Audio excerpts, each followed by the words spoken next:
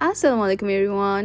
শীতের দিনে কিন্তু আমাদের ভাজা পোড়া খেতে খুবই ভালো লাগে। সো আজকে বানাবো কোরিয়ান কর্ন ডগ, যেটা এই উইন্টারে আপনাদের জন্য পারফেক্ট একটা স্ন্যাক্স হতে পারে। আমি আমার মতো করে বানাবো, সো কথা না বলে সরাসরি চলে যাবো রেসিপি। কর্ন ডগের জন্য আমি বেসিক কিছু ইনগ্রিডিয়েন্টস নিয়ে নিব, যেমন chicken sausage, mozzarella cheese, cornflakes, আলু, ব্রেড ক্রাম্বস, বাস দ্যাটস ইট। সো প্রথমে একটা বোলের মধ্যে আমি একটা ব্যাটার বানিয়ে নিব। এখানে আমি ইস্ট ইউজ করে একটা ব্যাটার বানিয়ে নিয়েছি সসেজ আর মোজারেলা চিজের স্টিকটাকে কোটিং করার জন্য। আপনারা চাইলে বেকিং পাউডার দিয়েও করতে পারেন।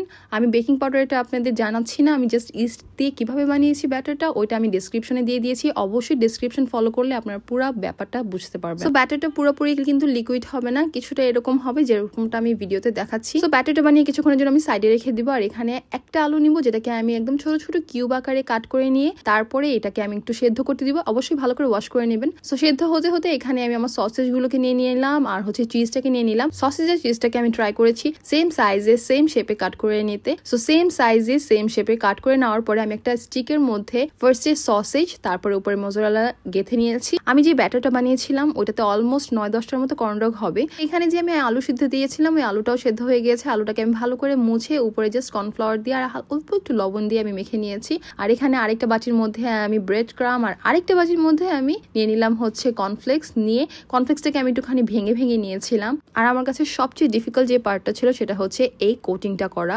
আমি ফার্স্টে বুঝতেই পারিনি যে এই কোটিংটা করতে আমার এতটা টাফ সিচুয়েশন ফেস করতে হবে। সো ফার্স্টে আমি একবার কোটিং করে নিয়ে একটা ব্রেড ক্রামের ভিতরে জাস্ট সিম্পল আর কি ব্রেড ক্রামের মধ্যে গড়িয়ে নিয়ে তারপরে রেখে দিয়েছিলাম। আর সেকেন্ডটাকে আমি আবারও কোটিং করে তারপর এটার মধ্যে আলু দিয়ে, যে আলুটা সেদ্ধ করে রেখেছিলাম ওইটা দিয়ে কোট করে তারপরে ব্রেড ক্রামের মধ্যে দিয়ে ওইটাকে আবার রেখে দিয়েছিলাম। আর কর্নফ্লেক্সটার ক্ষেত্রে সেমই করেছি। কোটিংটা করার পরে জাস্ট কর্নফ্লেক্সটার উপরে গড়িয়ে নিয়েছিলাম, ওর মধ্যে কোনো ব্রেড ক্রাম আমি অ্যাড করিনি।